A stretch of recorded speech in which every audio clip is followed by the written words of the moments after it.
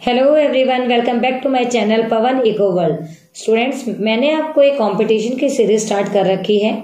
उसी सीरीज में आपके लिए मैं नेक्स्ट वीडियो लेकर आई हूँ। सो बिना देरी से स्टार्ट करते हैं हमारी सीरीज को, जो कि सीए, सीपीटी, सीयूईटी या फिर कॉमर्स का किसी भी टाइप का एग्जाम हो, जैसे कॉमर्स विजार्ड या फिर सीटीएससी का जो टेस्ट है वो, किसी भी टाइप का कॉमर्स का सीबीएसई का एग्जाम है वो, उन सभी एग्जाम में जो भी क्वेश्चंस मैं करवा रही हूँ ये बहुत ही इंपॉर्टेंट बनते हैं। सो बहुत ही ध्यान से आपको इन क्वेश्चंस को सुनना है ताकि आप इनका बेनिफिट ले सकें।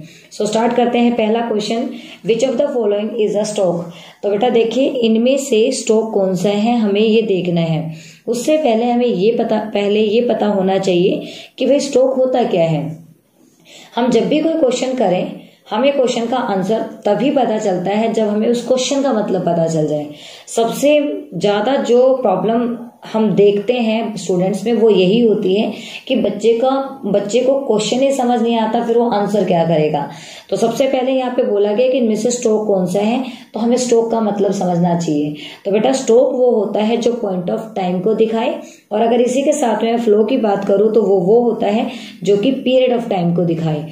तो इसमें सेविंग्स है, पीरियड ऑफ टाइम को दिखा रही है। कंटिन्यूटी में हम थोड़े थोड़े सेविंग्स करते हैं। प्रोडक्शन है, रूटीन बेसिस पे होता है, पीरियड ऑफ टाइम को दिखा रहा है जो कि फ्लो का पार्ट है। कंजप्शन ऑफ फिक्स कैपिटल, आपने कोई मशीनरी खरीदी, धीरे धीरे टाइम के साथ उसमें कंजप्शन होगा, डेप्रिसिएशन उसमें लगता जाएगा, तो ये भी पीरियड ऑफ टाइम को दिखा रहा है, दैट मीन्स फ्लो को दिखा रहा है। लास्ट बचता है कैपिटल।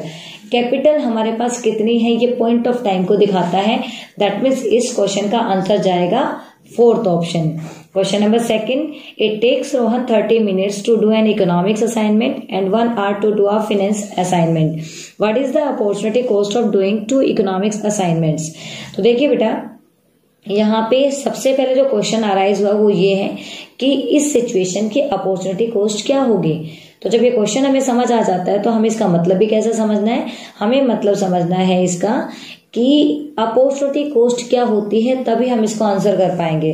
तो बेटा अपॉर्चुनिटी कॉस्ट होती है कि हमारे पास दो सिचुएशन है, हमें उनमें से एक बेस्ट को अवेल करना है। अगर मैं इसके डेफिनेशन की बात करूं तो next best alternative use is known as opportunity cost. तो इसके पॉइंट ऑफ व्यू से अगर हम देखें तो इसका ऑप्शन वन फाइनेंस असाइनमेंट इसका आंसर हो जाएगा। चलते हैं क्वेश्चन नंबर थर्ड की तरफ। In an open economy aggregate demand is estimated as. अब बात कर लेते हैं बेटा ओपन इकोनॉमी क्या होती है। ओपन इकोनॉमी का मतलब होता है एक ऐसी इकोनॉमी जिसमें क्या हो, जिसमें हम एक्सटर्नल सेक्टर के साथ भी डील करें, जिसमें गवर्नमेंट सेक्टर भी हो और जिसमें हाउस होल्ड और प्रोड्यूसर सेक्टर भी हो। तो देखिए बेटा, एक होती है क्लोज इकोनॉमी, एक होती है ओपन इकोनॉमी। अगर मैं क्लोज इकोनॉमी की बात करूं तो हमारे देश की बाउंड्री के अंदर होगी, मतलब 2 सेक्टर इकोनॉमी, 3 सेक्टर इकोनॉमी, जिसके अंदर अगर मैं 2 सेक्टर इकोनॉमी की बात करूं तो या तो आपको हाउस होल्ड मिलेगा और कंज्यूमर मिलेगा। ये थी 2 सेक्टर, सिर्फ 2 ही सेक्टर्स के बीच में यहाँ पे डीलिंग होगी। नंबर 2 जिसमें आ जाता है house hold sector, producer sector और गवर्नमेंट सेक्टर। अब आ जाती है open economy, house hold sector, producer sector, government sector और एक्सटर्नल सेक्टर जिसमें एक्सपोर्ट और इम्पोर्ट्स आ जाते हैं। अब हमें समझ आ गया कि भाई ये सब होते हैं, तो इन सब की डिमांड को जब ऐड कर देंगे हम तो क्या बन जाएगा बेटा, एग्रीगेट डिमांड। तो इसमें हमारे पास होना चाहिए private consumption expenditure, house hold ने कितना कंजप्शन एक्सपेंडिचर किया, प्राइवेट ने कितना इन्वेस्टमेंट एक्सपेंडिचर किया और गवर्नमेंट ने कितना एक्सपेंडिचर किया, और नेट एक्सपोर्ट्स। और ये सारी चीजें हमें कहाँ दिखाई दे रही हैं, ऑप्शन नंबर 4 में। चलते हैं क्वेश्चन नंबर 4 की तरफ। Demand deposit include. अब डिमांड डिपॉजिट जो है वो कौन से होते हैं और उसके अंदर क्या क्या चीज आती है। तो सबसे पहले अगर मैं बात करूं तो डिमांड डिपॉजिट क्या होते हैं हमें ये पता होना चाहिए। तो देखिए बेटा, डिमांड डिपॉजिट वो डिपॉजिट होती हैं जो कि बैंक के पास जमा होती है और जो कस्टमर होता है उसके मांगने पर उसे दे दी जाती है। फॉर एग्जाम्पल, आपने सेविंग अकाउंट में जो पैसा डाला है, अगर आप जाते हो तो आपको मांगने पर मिल जाएगा। बट अगर आपने फिक्स डिपॉजिट में पैसा जमा करवाया है तो एक टाइम पीरियड तक तो आप उसको नहीं निकलवा सकते। अगर आपने 5 साल तक पैसा जमा करवा दिया तो 5 साल के लिए वो कैसा हो गया, फिक्स डिपॉजिट में चला गया। तो ये आपके लिए डिमांड डिपॉजिट नहीं है। अब आई थिंक आपको डिमांड डिपॉजिट जो है वो समझ आ गई होंगी, तो अब इसका आंसर भी आप इजिली क्रैक कर सकते हैं। पहला है saving account deposit and fix deposit, नहीं, बिल्कुल नहीं, क्योंकि फिक्स डिपॉजिट इसमें आ गया। Number 2 saving deposit and current account deposit, बिल्कुल ये हो सकता है। अगला है current account deposit and fix deposit, ये नहीं होगा। ऑल टाइप ऑफ डिपॉजिट नहीं, क्यों? क्योंकि हमारे पास 3 टाइप के अकाउंट्स होते हैं, सेविंग अकाउंट, फिर करंट अकाउंट, फिर फिक्स डिपॉजिट अकाउंट। वैसे बहुत होते हैं बट मैं मेनली 3 की बात कर रही हूँ। तो जो सेविंग अकाउंट होता है और जो करंट अकाउंट होता है वो डिमांड डिपॉजिट जो है वो जमा करवाता है और फिक्स डिपॉजिट जो है वो नहीं करवाता है। तो इसका ऑप्शन जाएगा 2। चलते हैं क्वेश्चन नंबर 5 की तरफ। Which of the following factor affect the individual demand. अब इंडिविजुअल की डिमांड को कौन कौन से फैक्टर जो है वो अफेक्ट करते हैं। अब मैं यहाँ पे इंडिविजुअल की डिमांड आ गई है तो मैं फैक्टर्स भी बताऊंगी जो कि डिमांड को अफेक्ट करेंगे। तो बेटा डिमांड को इफेक्ट करने वाले जो फैक्टर्स होते हैं वो होते हैं डिटर्मिनेंट, जैसे कि price of commodity, price of related goods, income, taste, preferences और एक्सेप्टेशंस। ये सारे क्या है? फैक्टर्स हैं जो कि डिमांड को क्या करते हैं? इफेक्ट करते हैं। हम इसको डिटर्मिनेंट भी बोलते हैं। तो इंडिविजुअल की बात हो रही है तो number of consumer in the market बिल्कुल नहीं होगा, यहाँ तो नंबर ऑफ कंज्यूमर्स आ गए, यहाँ हमें एक कंज्यूमर की बात करनी है। डिस्ट्रीब्यूशन ऑफ इनकम नहीं, age of the sample population बिल्कुल नहीं, इनकम ऑफ द कंज्यूमर, एक कंज्यूमर की इनकम की बात हो रही है। दैट मीन्स इंडिविजुअल डिमांड इस पर डिपेंड करेगी कि कंज्यूमर की डिमांड बढ़ेगी या घटेगी। क्यों? इनकम बढ़ेगी तो डिमांड भी बढ़ेगी, इनकम घटेगी तो डिमांड भी घटेगी। तो क्वेश्चन नंबर 5 जो है उसका आंसर हो जाएगा हमारा ऑप्शन नंबर 4। चलते हैं क्वेश्चन नंबर 6 की तरफ। Fiscal deficit equal. देखिए बेटा फिस्कल डेफिशिएट किसके बराबर होता है? तो फिस्कल डेफिशिएट जो है वो क्या होता है आपको ये पता होना जरूरी है। उसके बाद ही हम बात करेंगे कि इसका ऑप्शन कौन सा जाएगा। तो आपको एक तरीके से ये पता है कि जो डेफिशिएट है वो मतलब किसी भी देश के लिए हो वो खराब होते हैं, क्योंकि डेफिशिएट का मतलब क्या होता है? डेफिशिएट का मतलब होता है घाटा। तो देखिए बेटा मैं यहाँ पे बात कर लेती हूँ कि इसमें से ऑप्शन जो है वो कौन सा जाएगा। तो fiscal deficit refers to the excess of total expenditure over the total receipts. जब हमारे एक्सपेंडिचर ज्यादा हो जाते हैं, हमारे इन द सेंस हमारे देश के अगर एक्सपेंडिचर ज्यादा हो जाते हैं और उनकी रिसिप्ट कम हो जाती है, एक्सक्लूडिंग बोरिंग्स, जो आपको याद रखना है, excluding borings when government spend more than it's total income. हम कह सकते हैं जब गवर्नमेंट ज्यादा खर्चा कर देती है, इनकम उसके पास कम आती है, उस कंडीशन को हम क्या बोलेंगे? उस कंडीशन को हम बोलेंगे फिस्कल डेफिशिएट। तो अब आपको देखना है कि इस फिस्कल डेफिशिएट को हम मतलब कहाँ से, मतलब इसका ऑप्शन कौन सा जाएगा। तो आपको जब इतना मैंने बता दिया कि इसके अंदर फिस्कल डेफिशिएट क्या होता है, किस तरीके से इसको देखा जाता है, तो आप इसको पढ़ते ही आपको समझ आ जाएगा।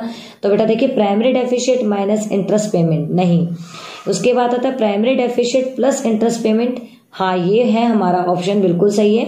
टोटल बजट एक्सपेंडिचर आगे हमें पढ़ने की जरूरत नहीं है क्योंकि इसका 6th का जो आंसर जाएगा दैट इज 2nd। उसके बाद आता है क्वेश्चन नंबर 7।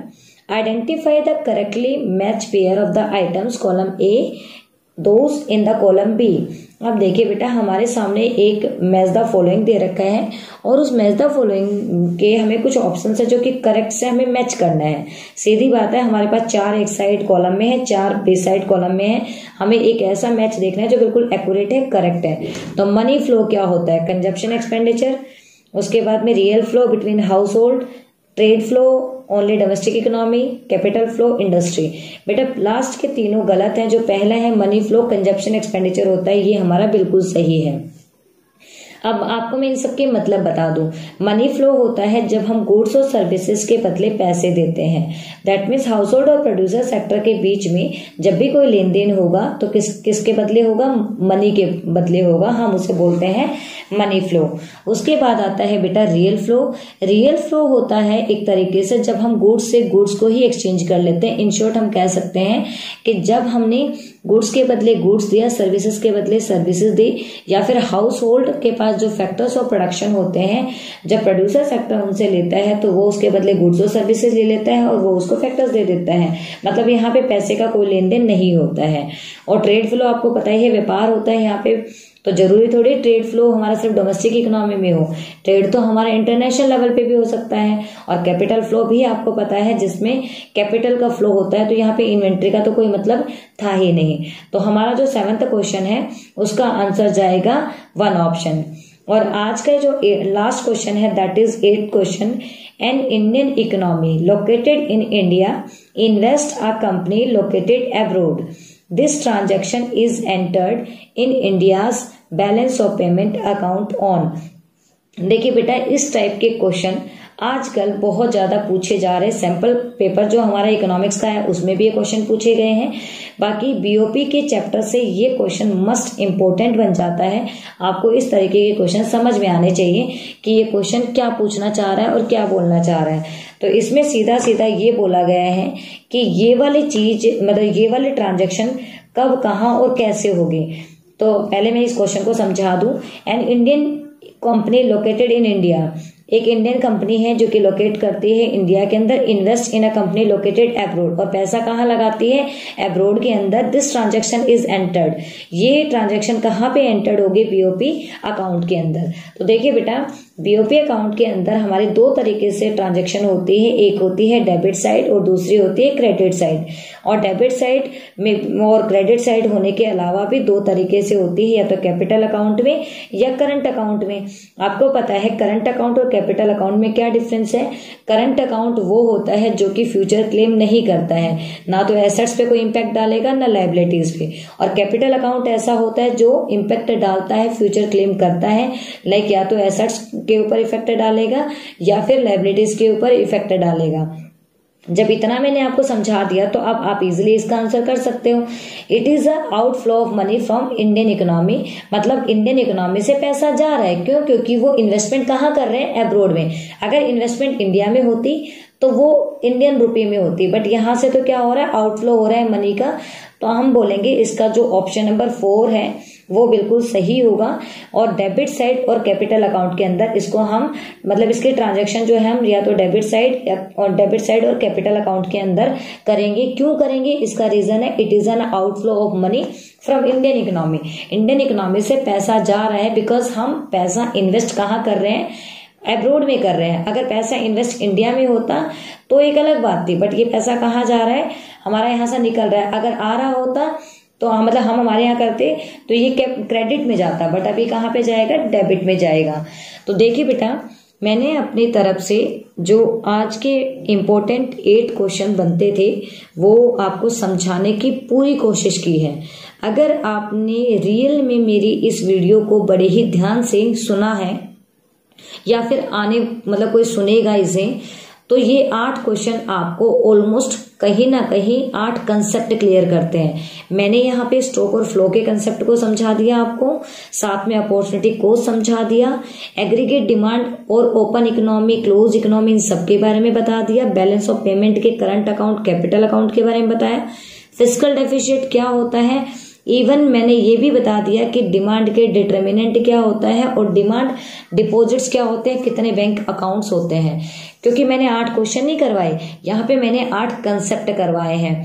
तो मेरी आपसे रिक्वेस्ट है कि आप मेरे इन क्वेश्चंस को महज एक पेपर या फिर रिकॉर्डिंग ना समझे, आप इन क्वेश्चंस को ध्यान से सुने, आपको डैम श्योर इनसे बेनिफिट होगा। क्योंकि ये क्वेश्चंस आपके सीबीएसई बोर्ड एग्जाम में भी पूछे जा सकते हैं और ये क्वेश्चन सीयूईटी के अंदर तो पूछे ही गए हैं। तो ये वो क्वेश्चंस हैं जो कि आपको कॉमर्स के हर एग्जाम में हेल्प करेंगे। मिलते हैं नेक्स्ट इसी टाइप के किसी इंटरेस्टिंग वीडियो के अंदर, तब तक के लिए टेक केयर, बाय बाय।